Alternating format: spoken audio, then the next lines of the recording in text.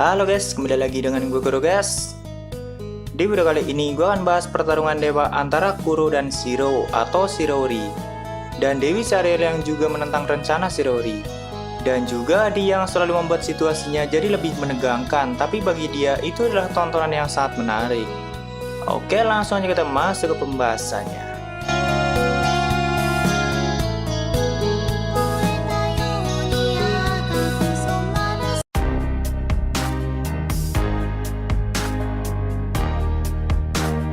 Di video sebelumnya banyak yang nanya apakah Wrath hidup lagi. Itu saat berkumpulnya semua reinkarnator setelah perang desa Elf atau perang kedua guys. Jadi Wrath baru mau OTW melawan para naga kuno dan masuklah ke perang ketiga atau final. Seperti yang akan gue bahas di video kali ini. Di sini gue akan ceritakan sedikit mengenai hubungan mereka berempat agar ceritanya lebih enak dipahami. Sebelumnya kan gue udah pernah jelasin mengenai awal mula dunia baru dan awal terciptanya sistem yang diciptakan oleh di atas permohonan Gulia atau Kuro, agar dunia itu tidak mengalami kehancuran di masa lalu. Cuma Dewi Zariel harus mengorbankan semua energinya untuk menjadi inti dari sistem. Sedangkan Gulia yang menjaga keseimbangan dunia agar para makhluk dunia baru tetap melakukan siklus reinkarnasinya dan terus menyumbangkan energinya untuk memulihkan kondisi dunia baru. Tapi seiring berjalannya waktu, jiwa-jiwa makhluk dunia baru mulai rusak dan berkurang karena terus-terusan melakukan reinkarnasi dari dulu. Dan juga energi Dewi Zariel yang menopang sistem juga sudah mulai berkurang banyak. Bahkan tubuh Zariel sudah tidak utuh seperti dulu. Akibatnya dunia baru saat ini sudah mengalami masa sekaratnya lagi. Dan hanya ada dua cara untuk menyelamatkan dunia baru ke depannya. Cara yang pertama adalah membiarkan sistem tetap berjalan seperti itu sampai Dewi Zariel kehabisan energinya dan lenyap. Dan nantinya Dewa Gulia yang akan menggantikannya untuk menjadi inti dari sistem. Dan dia juga lama-kelamaan akan mengalami nasib yang sama, cuma kemungkinan besar dunia akan kembali pulih. Pemikiran Zariel dan Gulia memang cuma berkorban dan berkorban, makanya Shirori sering mengejek Gulia sebagai dewa yang tidak becus dan pecundang. Lalu cara yang kedua adalah meruntuhkan sistem dan mengorbankan setengah makhluk dunia itu, bahkan kemungkinan malah lebih. Itu adalah cara yang diambil Shirori dan Ariel. Karena tujuan Shirori adalah menyelamatkan Dewi Zariel dan membuat Ariel bahagia. Soalnya dari dulu Ariel sudah terlalu banyak berkorban untuk dunia itu demi Zariel atau ibunya guys. Tapi hal yang mereka dapatkan malah kebencian dari sebagian makhluk dunia itu. Karena peran yang Ariel mainkan memang harus dibenci dan dimusuhi. Tapi Dewi Zarielnya malah nggak mau diselamatkan karena dia sangat mencintai makhluk dunia itu, jadi nggak mungkin dia menyetujui rencana Shirori. Cuma Shirorinya nggak peduli, yang penting keinginannya tercapai. Dan kunci untuk meruntuhkan sistem adalah ke-14 skill ruler, yaitu seri 7 dosa besar dan 7 kebajikan surgawi. Itu adalah petunjuk yang ditinggalkan oleh Di selaku pencipta sistem. Dan berhubung Kumoko yang paling paham pemikiran Di, jadi dia yang menemukan petunjuk itu. Kumoko sudah paham kalau Di pasti selalu meninggalkan petunjuk di segala sesuatunya karena dia selalu mengharapkan tontonan yang menarik. Tapi Kumoko pernah bilang kalau dia bisa meruntuhkan sistem tanpa menggunakan skill ruler, cuma dia tidak tahu sebesar apa energinya akan berkurang. Jadi dia nggak mau mengambil resiko itu. Sebenarnya kalau Di mau, dia sangat bisa menyelamatkan dunia baru tanpa sistem dan hal rumit lainnya. Cuma kan tujuan Di bukan seperti itu. Buat apa Di menciptakan sistem sebesar itu dan menyelamatkan dunia itu di masa lalu dari kehancuran, kalau dia nggak mengharapkan tontonan yang akan menghibur dirinya? Karena Di kan bukan dewa dunia baru. Sebagai catatan, kalau Di itu cuma penonton dan penikmat hiburannya sendiri, tapi terkadang dia akan ikut campur sedikit. Di perang ketiga atau final, pihak Shirori sudah memiliki 10 skill ruler, sedangkan yang empatnya ada di pihak Gulia, Dustin, dan Zariel. Kalau keempat pemilik skill ruler bisa dibunuh, maka nantinya Shirori akan meretas sistem dan mengambilnya. Dan jika pihak Shirori sudah mendapatkan semuanya, maka rencananya untuk meruntuhkan sistem dan menyelamatkan Zariel akan berhasil. Tapi masalahnya, kekuatan di pihak Gulia itu sangat besar di perang final. Apalagi Wrath juga sudah terbunuh. Dan kondisi Ariel sedang memasuki masa lemahnya karena hampir semua energinya baru digunakan untuk melenyapkan Potimas. Oke, kita mundur sedikit sebelum perang final terjadi guys, atau lanjutan pembahasan sebelumnya. Dimana saat itu Dewa Gulia masih belum mengetahui rencana Shirori yang sebenarnya. Sebelumnya kan semua reinkarnator sudah dikumpulkan di desa Elf dan sudah dijelaskan banyak hal oleh Shirori, Wrath, dan Sophia. Dan mereka bertiga juga masih berada di desa Elf, sedangkan Ariel masih memulihkan dirinya tidak jauh dari tempat itu. Tak lama setelah itu, tiba-tiba ada quest dunia yang diberikan pada semua makhluk yang memiliki jiwa dan kepribadian. Inti dari quest dunia itu adalah memberitahukan semua rencana Shirori yang berniat meruntuhkan sistem dan mengorbankan setengah makhluk hidup. Dan semua orang diberikan pilihan akan mendukung Shirori atau tidak. Itu baru quest dunia pertama guys. Dan yang memberikan quest itu adalah D. Ya mulai dari sini dia udah mulai ikut campur dan membuat segalanya jadi lebih rumit. Ibaratnya rencana Shirori yang dirancang dan ditutupi selama ini agar Gulia tidak mengetahuinya harus terbongkar hanya dengan satu pemberitahuan. Dia emang kampret sih. Tapi ya jelas Shirori sudah memperhitungkannya kalau rencananya berjalan sangat mulus, dia nggak akan terhibur. Dan jika rencananya sudah diketahui, halangan satu-satunya adalah Dewa Gulia atau Kuro. Itu dalam perhitungan Shirori, tapi dia selalu mempunyai kejutan yang tidak terduga. Saat itu, Shirori sedang berada di kamar Oka Sensei dan baru saja akan memberitahu rencananya. Tapi tiba-tiba kuis dunia dimunculkan. Dan tak lama kemudian, ada yang mencengkeram leher Shirori sampai patah dan melemparkannya ke dimensi lain. Siapa lagi kalau bukan Gulia yang mampu melakukan hal seperti itu pada Shirori. Jadi akhirnya Shirori diseret ke dimensi yang berbeda, tepatnya domain milik Gulia sendiri. Dan tentunya akan sangat gawat jika Shirori bertarung di dalam zona Gulia karena pastinya kekuatan Shirori akan dibatasi. Dan Gulia akan sangat unggul di zona miliknya sendiri. Saat itu mereka berdua tidak banyak berdebat karena mereka berdua dari dulu sudah paham kalau suatu saat pasti akan bentrok. Dari segi energi, Gulia jauh lebih unggul dari Shirori. Karena Shirori kan dewa yang baru saja terlahir, sedangkan Gulia sudah sangat lama menjadi dewa. Apalagi dewa naga seperti Gulia semakin tua, maka energinya semakin besar. Tapi pertarungan gak sesimpel itu guys.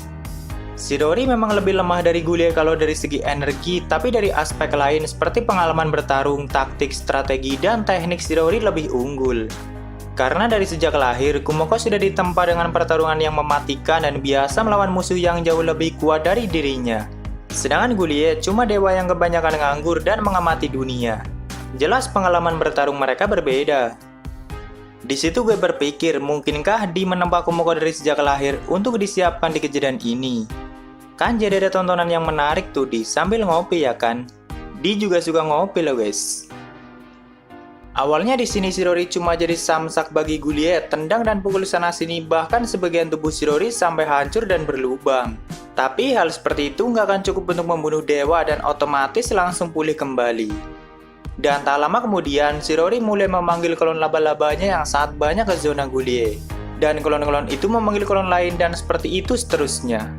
Karena Shirori mempunyai klon yang tak terhitung banyaknya di dimensi yang berbeda dan mereka semuanya juga bisa menggunakan sebagian kemampuan Shirori.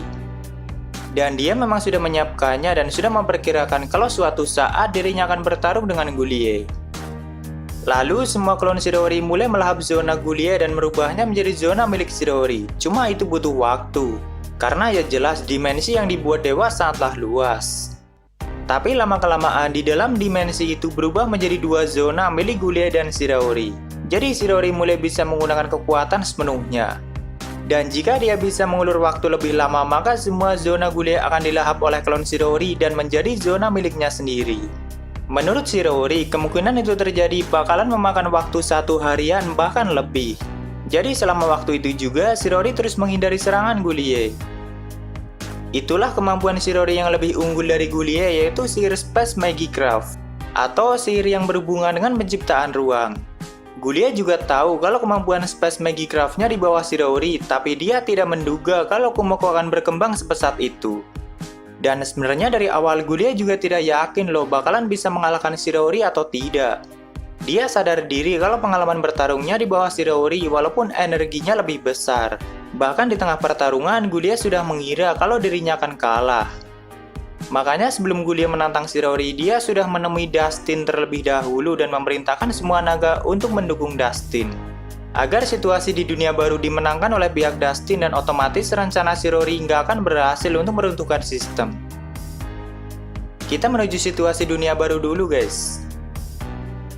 Saat pertarungan Gulia melawan Shirori masih berlangsung, tiba-tiba skill tabu semua orang mencapai level maksimal dan otomatis mereka semua akan mengetahui kebenaran dunia.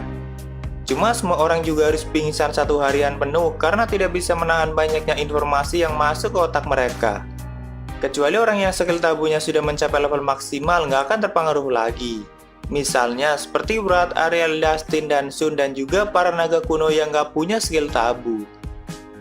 Di tengah situasi itu, 2 naga kuno yaitu Goka dan Hyuvan dikirim ke desa Elf. Tujuannya jelas untuk membunuh pemilik skill ruler yang berada di pihak Shirori, yaitu Ariel, Wrath, Sophia, dan Oka Sensei. Tapi untungnya ada Wrath yang menghadang mereka dan menghadapinya, dan itu pertama kalinya naga kuno menyadari kalau ada makhluk yang sangat kuat di pihak Shirori selain Ariel. Makanya di pertarungan berikutnya sampai harus mengerahkan 6 naga kuno hanya untuk menumbangkan Wrath. Tentunya pihak Dustin juga tahu kalau Ariel dalam kondisi lemah, makanya mereka mengirimkan 2 naga kuno. Dan saat itu Ariel cuma menjaga para reinkarnator yang sedang pingsan termasuk Sophia. Oh iya, Sun, Katia, Su saat itu sudah dijemput oleh Dustin dan bergabung dengan mereka. Nanti Ogiwara dan Sajin juga ikut bergabung dengan mereka.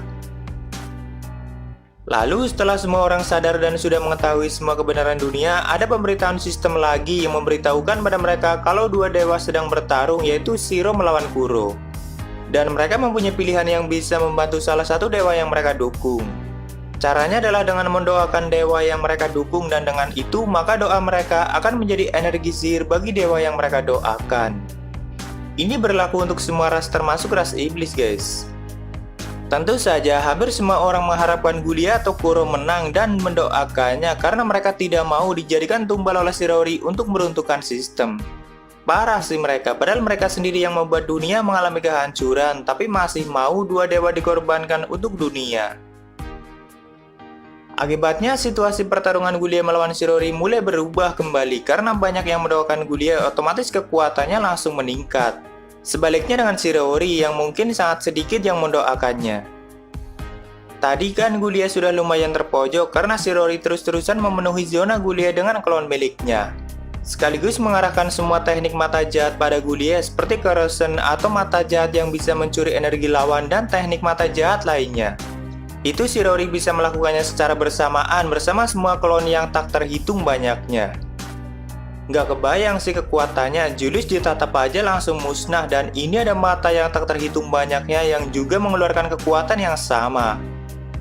Cuma karena lawannya adalah Dewa Gulia, jadi cuma mengurangi sedikit energinya. Tapi jika dilakukan terus-menerus, Gulia bakalan tumbang. Namun setelah mendapat tambahan energi, Gulia udah mulai percaya diri lagi tuh. Cuma sebenarnya dalam hati Gulia juga masih memiliki ketakutan loh guys. Siapa lagi kalau bukan Di yang membuatnya takut. Sebelum-sebelumnya kan Di selalu melarang Gulia untuk ikut campur kalau Kumoko berulah.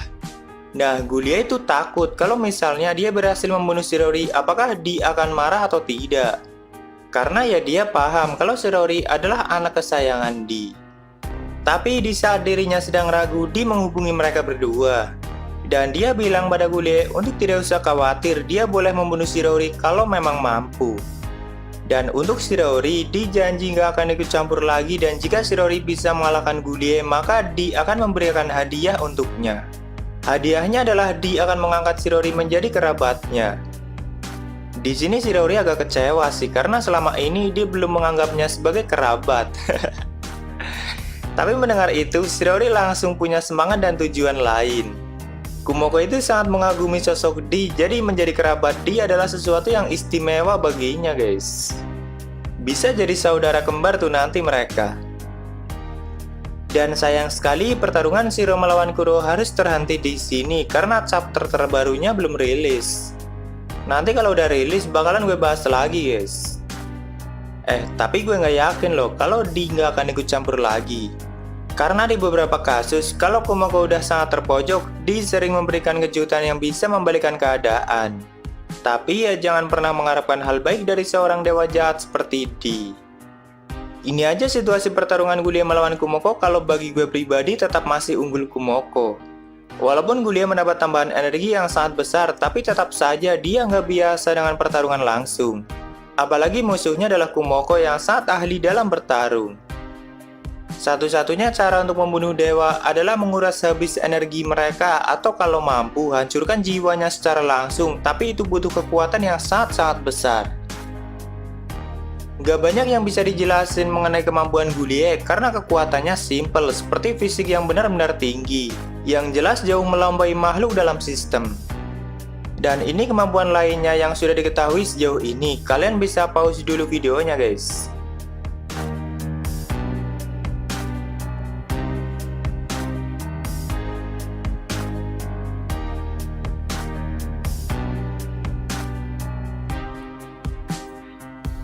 Lalu kalau kemampuan detail Shirori, nanti gue bahas kalau Kumoko di anime sudah menjadi Arachne.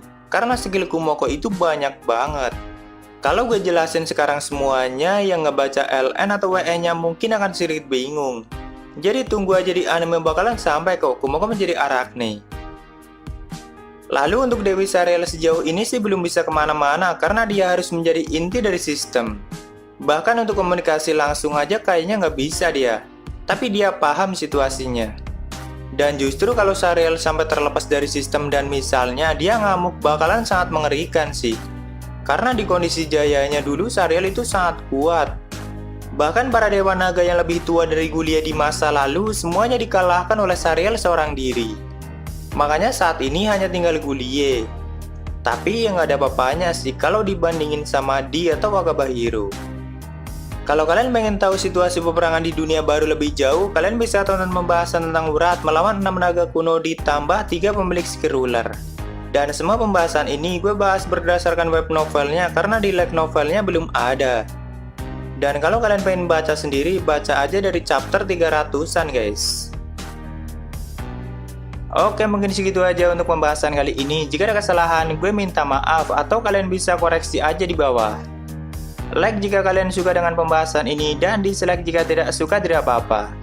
Thank you yang udah mampir. Sampai ketemu di video selanjutnya. Salam guru guys.